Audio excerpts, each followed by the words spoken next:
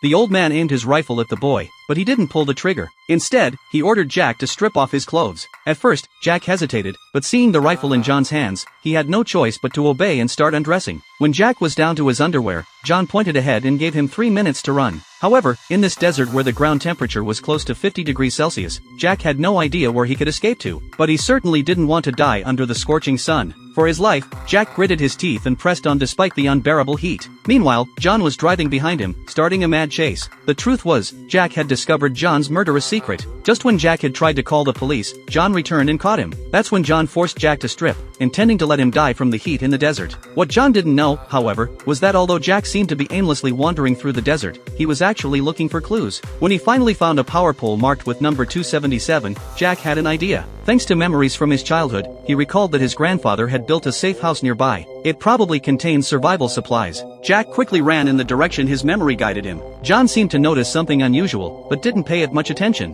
What John didn't anticipate was that as he turned around, Jack suddenly jumped into a hidden pit.